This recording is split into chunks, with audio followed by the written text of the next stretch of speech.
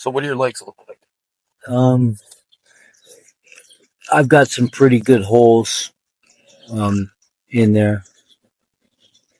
You know, I mean, I could show you That's it. if you really wanted to That's see. it. Oh,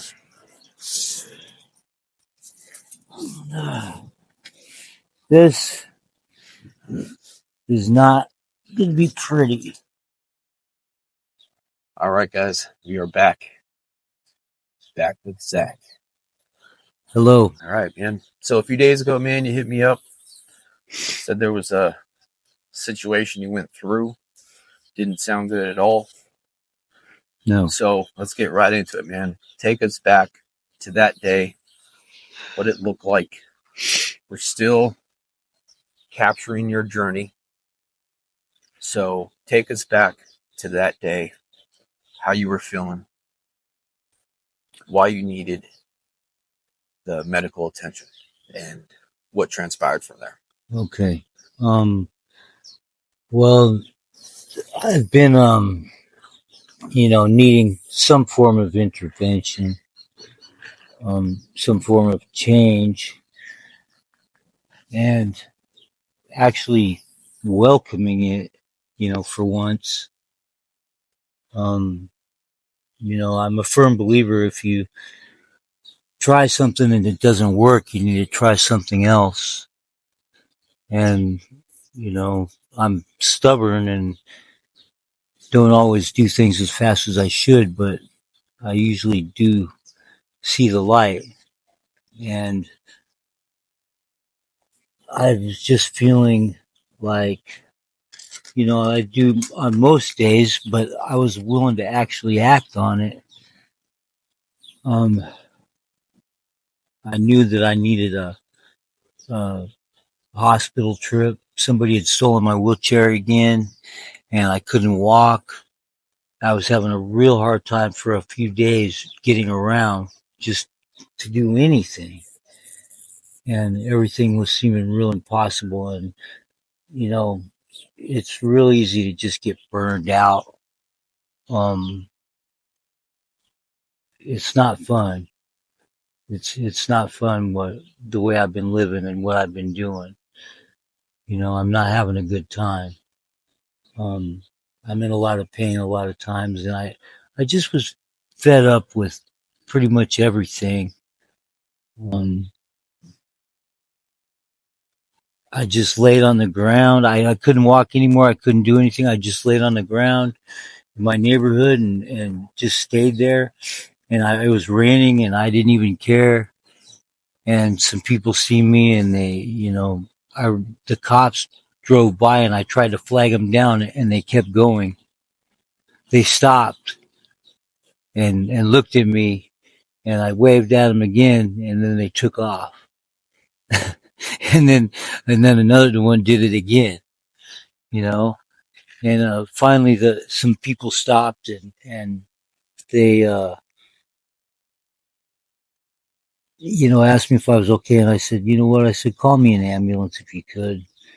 You know, I was just so burned out and so tired and so frustrated with the way things were and with my life and everything. And I was welcoming a change, and I was actually feeling like maybe I could do it this time. So I got the ambulance. The paramedics, they came and the fire department came first. They determined that yes, I could use the ambulance and that I didn't need help. They agreed and I took the ambulance ride to the hospital. And, normally, when you take an ambulance to the hospital, you go right in, you know, you go right into a room or whatever, you don't have to go through the whole waiting process usually. Well, they took me right there I took the ambulance there and then they wheeled me right into the waiting room.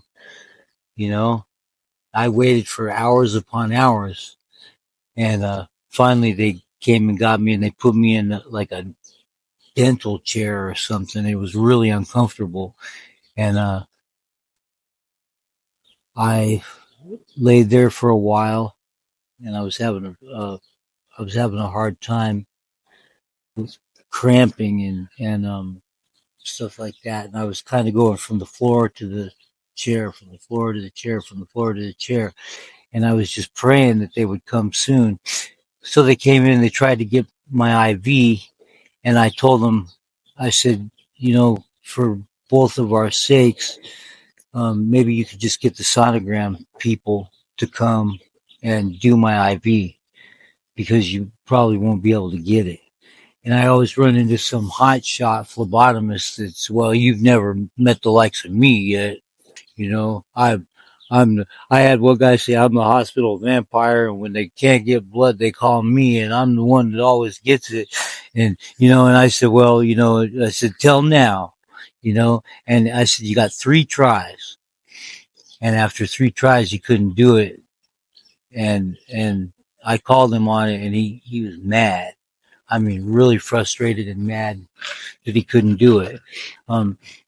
So then I find out that I'm waiting for the sonogram people for hours upon hours, and they're not coming.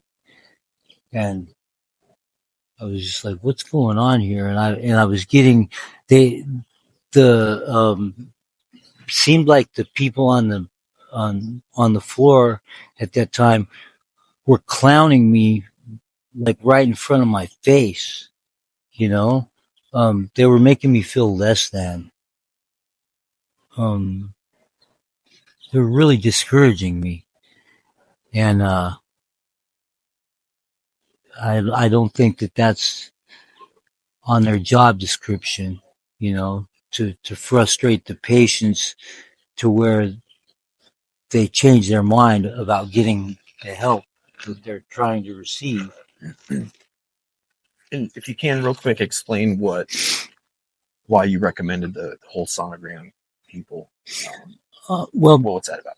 Because it's an ultrasound, is what it is, and they can look on the screen, and they take the little thing, and they find it shows them on the screen right where the vein is, and they can just put it right in, and done deal. That easy, you know. And I was trying to get them to do that. It would save me from bleeding unnecessarily, and being hurt, by them, and it saved them from being frustrated and feeling like they, some type of way, you know. Um, but the people weren't coming. The sonogram guys weren't coming. They said they had called them, and apparently that's what I was waiting all that extra time for.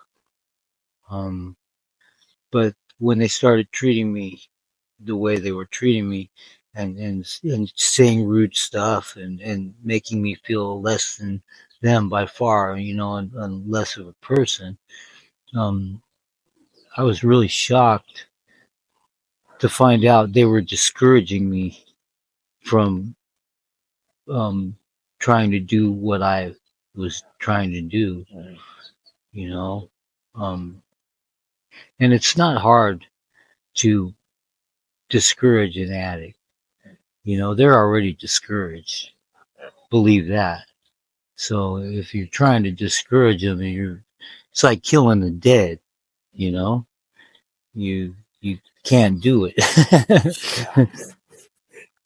But anyways, they're So they were stalling a bit. yeah, and their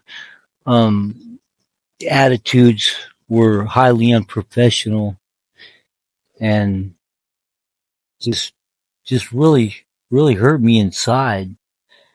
And then I started thinking, wait a minute, these guys don't want to help me. They really don't want to help me. I started getting that inclination, and sure enough, it came out in the wash, finally, after some frustration and some back and forth, you know, um, talk. They did not want to help.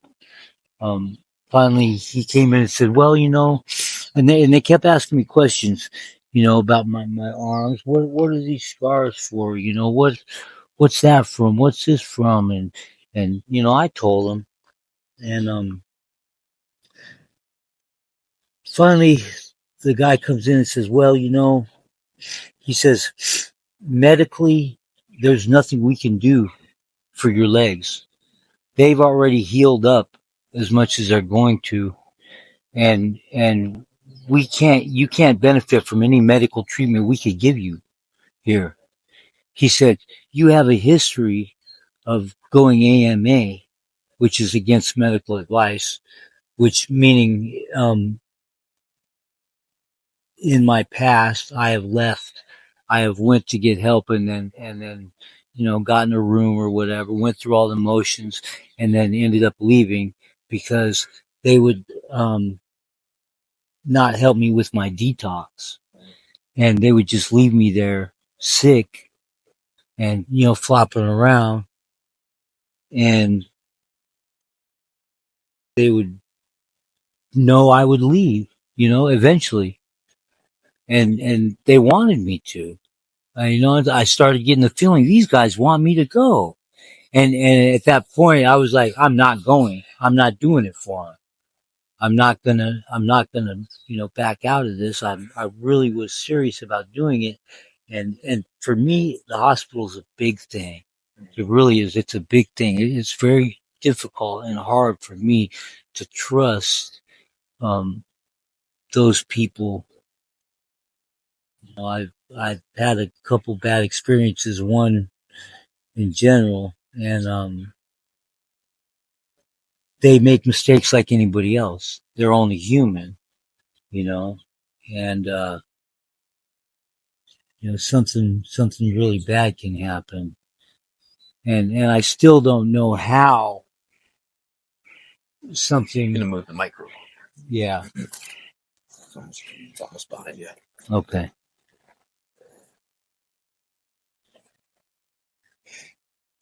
So what I was saying, they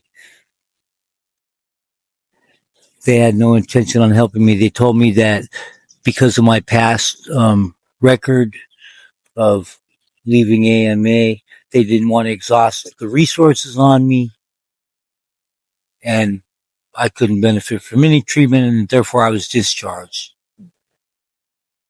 With, she came in with some wrap and said, you know what, put some water on these wraps and wrap it like this, and that was their advice and their care to me. Then they said I was done, and they were calling security to escort me out. I didn't need security, but I didn't want to leave either. I had no intention on really going away without, getting some help. I was really fed up. When you can't walk, it's a serious thing. Yeah. You can't fend for yourself, and I have to hustle for everything that I do, and you can't do anything when you can't walk. If you can't explain like what's wrong with your legs, why they hurt, why you needed the attention, like how it feels, all that stuff. Well, years ago, I had, contracted the crocodile, when the heroin was big. That's what I was into at the time, and for a lot of years I was. And they were putting something in the drugs. Somebody was putting something in the drugs. It wasn't supposed to be there, and it was hurting people. Yeah, I know that's big on the East Coast, and They- I've seen plenty of pictures. They call it cellulitis, around here. I don't believe that's what it is. It's self-induced, and it's from the drugs. Um, I've they kept asking me, how long have you had this? Months, weeks? And I said, no. I said, years. They said, years? And I said, yes. Like 5 years? Yeah, I didn't want to tell him 6 years, 7 years. I didn't want to tell him that, you know. Um, So what do your legs look like? um, I've got some pretty good holes, um, in there, you know. I mean, I could show you if you really wanted to see. Oh, no. This is not going to be pretty. Yep. Yeah, I've seen that before.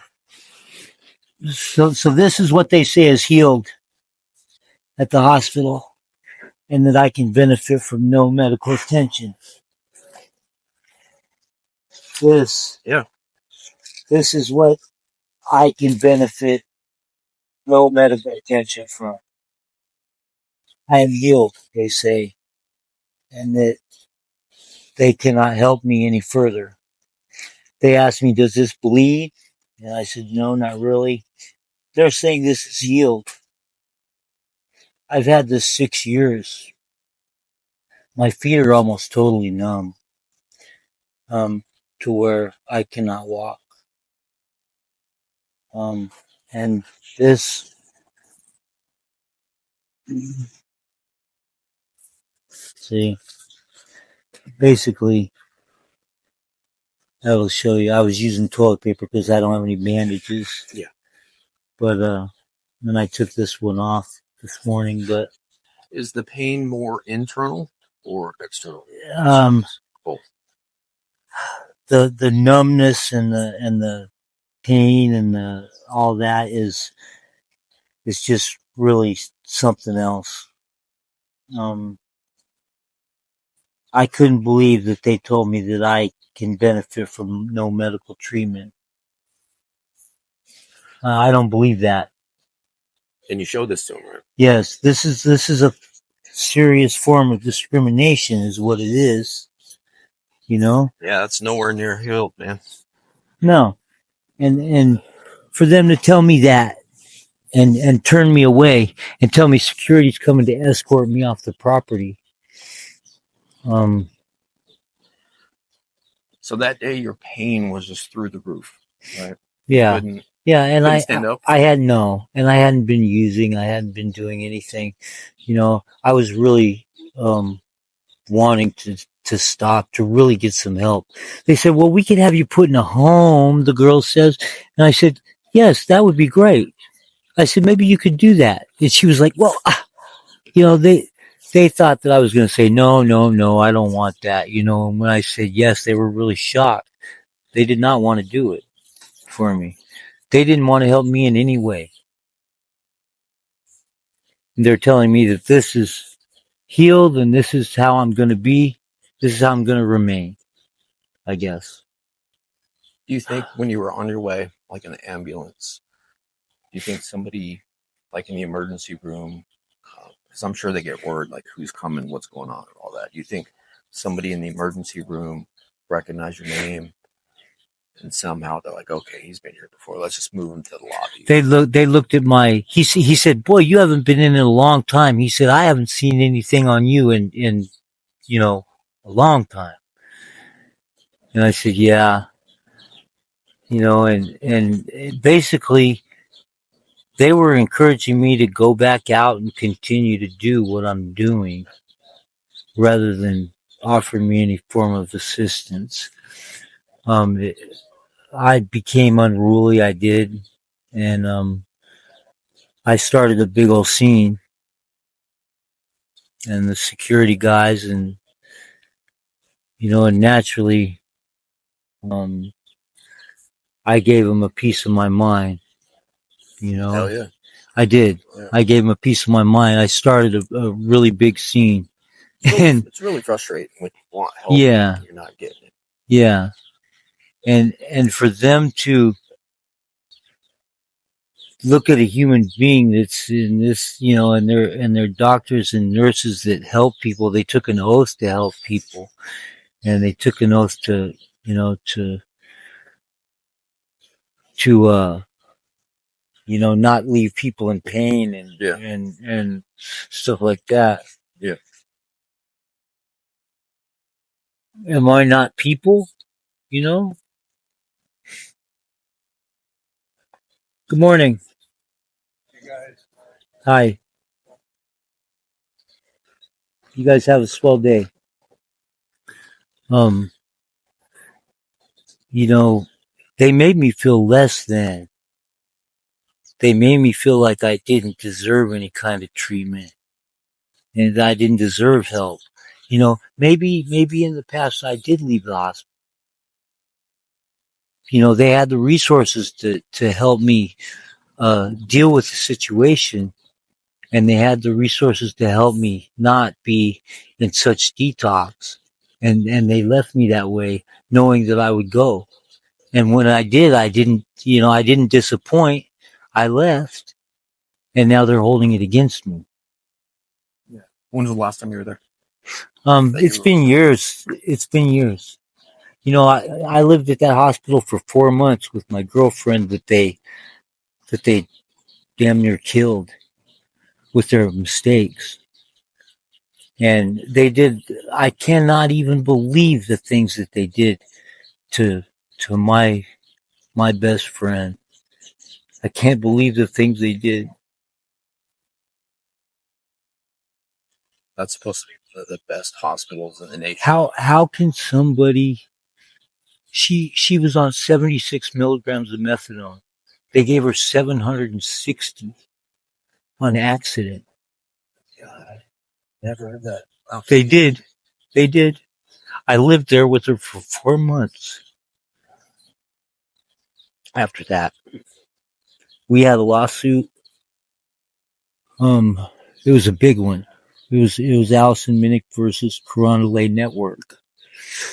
Which is a pretty big organization. And these people, they made paperwork disappear. They lied. I had to go to 4 years of dispositions with shark lawyers that were all only wanting to attack my past instead of deal with the issue at hand. They had money set aside for lawsuits. They should have paid her. And me too. But and when I said something, hey, you're making a mistake, 6 big security guys came and said, if you say one more word, you won't be here to save her if you're right. They told me. And they proceeded to give it to her. And I told them, you're making a mistake. And they still, when in the hospital, they go through channels, okay? Say they're distributing a medication such as methadone.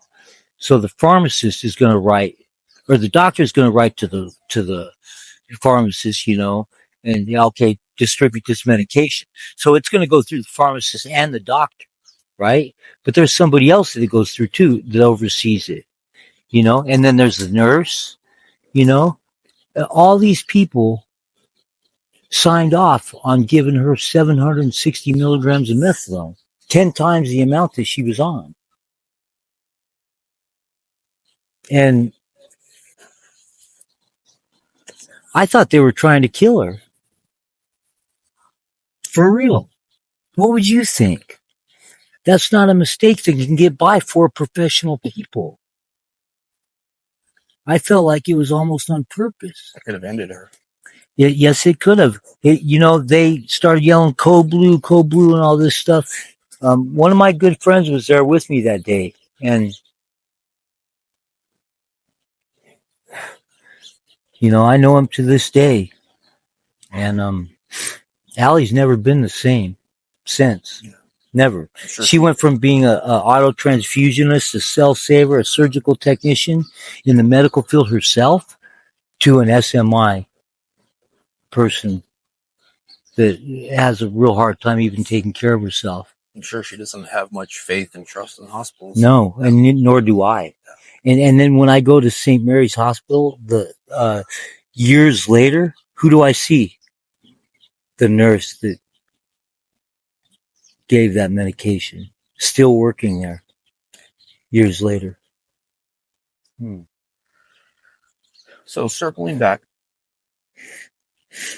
After you realized you weren't getting help, and did they kick you out ultimately? Yes. Okay. Yes. Security was coming and they were going to remove me. And I said, well, you guys are going to have to carry me because I said I can't walk. And they gave me a wheelchair to leave. He said, I said, I need a wheelchair. He said, you need a wheelchair? Here's a wheelchair. They pushed one my way and said, there you go. Go. Wow. I How are mean, you feeling physically? Still horrible. I was down. I was down in every way. And my spirits were way down after this treatment. I cannot believe that these professional people were acting in such an unprofessional manner. I'm a human being. I have children. I have people that care about me too. I'm a human being. I can't believe they treated me as such. Have you spoke to any family recently? Nothing like that. I've spoke to family recently, but not about this. Yeah. I don't like to take this thing to my family. Yeah. Take this kind of stuff. If I don't have anything good to say, I usually don't say anything. And you can't really get anything good out of this. Daniel, to tell you the truth, that day I was wanting to reach you really bad and have you come and get me. I was all of a sudden stuck at UMC. I did have a wheelchair, but yeah, you can't really. I was in real bad shape, and and it took me forever to get back to my neighborhood. I would have got you, man. I know you would have. I didn't have your number. I do that all the time. I know I didn't have your number, and so I know there's a lot of pending things. We've done numerous videos. There's a lot of things you want to do, a lot of things you have to do, a lot of things that you should probably do, but all that is kind of hard to do while you have an addiction. And exactly, it's the active, exactly, strong, and it gets stronger every day. and that's the main problem. That's the core of the problem. Absolutely. The core. Like you're out here running around every day because you have to stay well, right? If you don't, it's going to be all bad for a few weeks or months, however long it takes. So the day after the incident, did the pain kind of just like calm down? Well, after struggling for another 15 hours to get back to my neighborhood, I did not feel good. You just dealt with it. I felt horrible, yeah. And all I knew was to go back to what I know and do what I do, I've thought about going to another, or what have you been thinking? They gave me two choices. They said Banner or TMC, and I said Banner. I wish I would have chose TMC. Yeah. One of the guys I interviewed, he got diagnosed with cellulitis. I guess that's what they're calling it. I always thought cellulitis was like fat on the bottom of girls' legs. You know what I mean? Yeah. I didn't know it like injury wise, but this stuff is caused by the drugs. Yeah, absolutely. I'm it not gets in your system and starts eating you away from the inside out. Yeah, and it's funny because the paramedics were saying to me, "Yeah, man, you got to get off those. Those are going to kill you," And they were real adamant about that. I needed help and I needed to do something and this and that. They were real adamant about giving me input and what they were saying and what the other guys were saying at the hospital were two totally different things. I believe that, and I seen them treating other people the same way. similar people in my situation, I see them treating them the same way. They're not helping us on purpose. They want us to go and finish ourselves off, I guess. Yeah. It's easier. They don't want to spend the money to help me, you know. I believe that this is probably what happened with my liver treatment as well. I went through all the motions and um, was supposed to get the medication to fix my liver, and all of a sudden, I just didn't get it. Twice. Twice. I do not understand. I feel like I guess I'm I guess I'm marked for failure. That's what I feel That's like. how it's making you feel, huh? Yeah. Yeah. And I deal with a lot of adversity out here. A lot of people have a lot of things to say, and a lot of people, put their nose up to me, and I'll say good morning and they won't say anything back, and they'll walk by like I'm some different kind of thing, you know. It's because you have better hair than that. No, I get it, man. You know, uh, it was a sad day for me. I felt like I was going into something that was going to come out positive with a little bit of work, from me, some perseverance and some stick to itiveness Yeah. would have seen me through, I thought. But when they're not willing to help, it's not going to matter what I do. Mm-hmm. They were not willing to help me, period. And he came right out and said it. And, me, I had to stick my foot in my mouth, of course. And I've got another mark on the attitude chart. And it's my fault, I guess. I don't like being treated like that. I don't like being. Somebody said something to me the other day. There was some food there, and I said, "Hey, can I have this food?" Somebody said, "No, you can't. That's for my dog." Like, and staff said that, or no, somebody I know said that to me. where was this at? In my neighborhood. Oh, okay. And I said, "That's for my dog," and I said, "Man," I said, "you just made me feel real bad," I said, I don't know what to say, and that made me feel pretty bad. But these guys made me feel worse than that.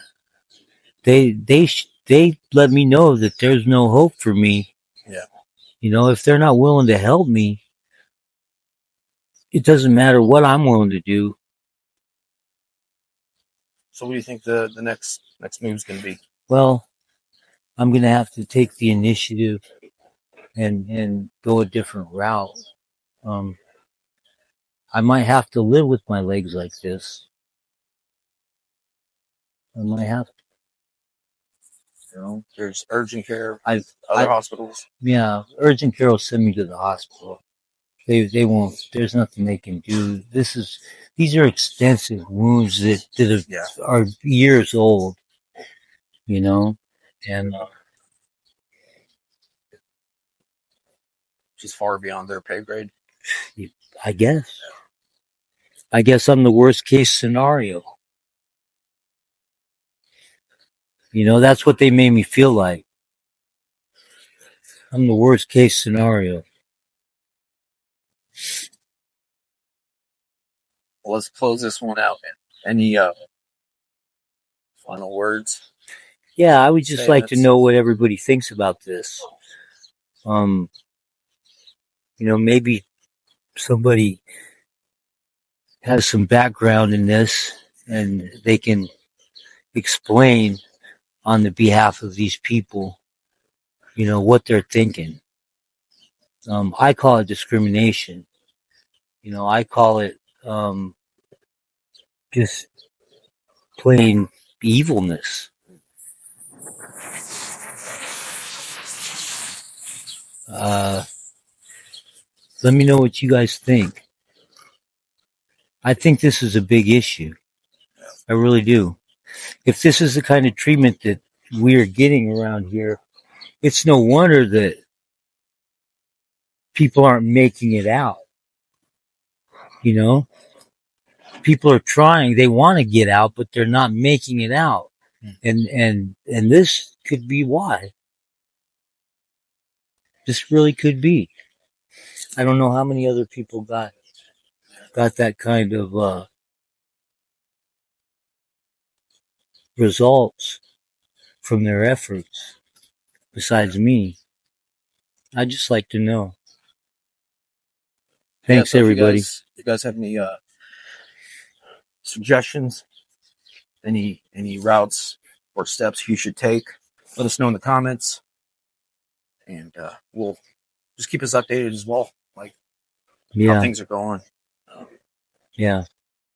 So we were talking about behind the scenes, like what you could possibly get on. You want to mention that or say that for?